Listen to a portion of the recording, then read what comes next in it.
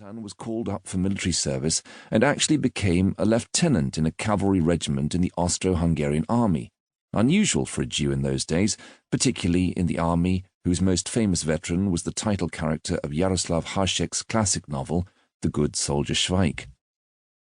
Zoli saw combat on the Galician front and was wounded, gassed, and taken prisoner by the Russians.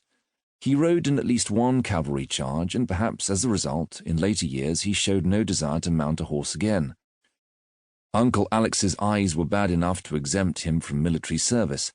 My father was conscripted and sent to an infantry regiment, where the colonel soon discovered both his ineptitude as a soldier and his talent as a painter, and promoted him to sergeant, giving my father a small, cosy cottage as a studio, where he busied himself painting portraits of the colonel's wife, the colonel's daughters, and the colonel's dog, a dachshund, as well as nudes of the colonel's mistress, until the war was over and he could return to art school. When he was not painting, he looked after the colonel's horse, and in later life, whenever he saw a horse in the street, he would stop, pet it, and feed it one of the lumps of sugar that he took from restaurants and kept in his pocket for just that purpose. He remained distantly fond of horses, if only because they reminded him of his youth. The colonel's horse, he liked to say, had given him a good deal less trouble than the colonel's wife or mistress, but not so fond as to explain my own involvement with horses over the years. On my mother's side of the family, which was staunchly English, it's harder to say for sure what part horses played. My great-grandfather was always described rather grandly by his daughters, Annie, my grandmother, and her more formidable older sister, Maud Mary, as having owned horses all his life, which was true enough, since he had a horse-drawn cart pulled by a succession of bony old nags, with which he made his way daily around the Liverpool streets, crying out, "Coal, coal," to housewives.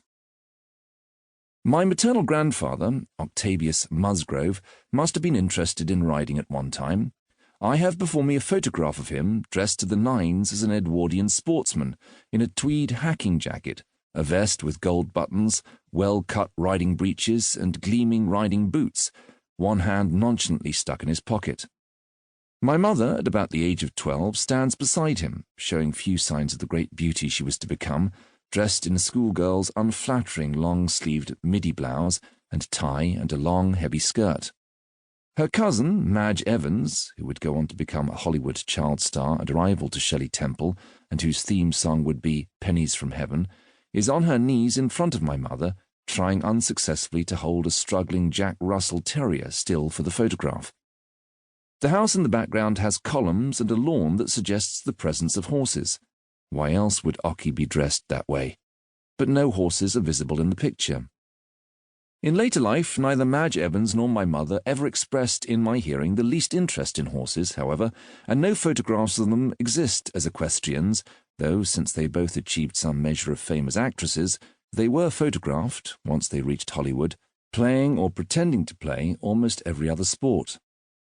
I remember being taken to a riding school in Griffith Park, Los Angeles, when we moved to California in late 1940, so that my father could finish The Thief of Baghdad and make The Jungle Book and That Hamilton Woman.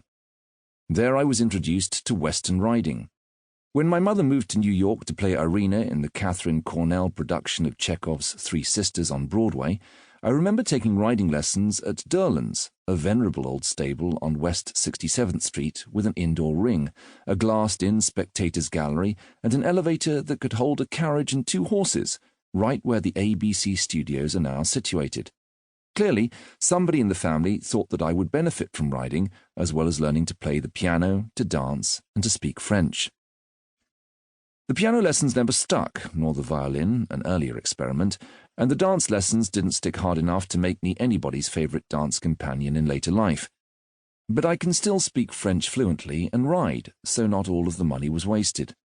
Over the years, as I grew up, I rode from time to time, when I was in the mood, where I could. Wherever you went in the world, I discovered you were likely to find a stable if you looked hard enough. There was Lilo Bloom's tiny stable in a mews off Hyde Park Corner, a 10-minute walk from the Connaught Hotel, where you could rent a horse to ride in the park on Rotten Row. There were small stables hidden high in the fragrant hills above Cannes and Nice, where you could ride along dry, dusty trails in the pine forests, looking down at the Mediterranean, or take dressage lessons in a ring from a ferocious and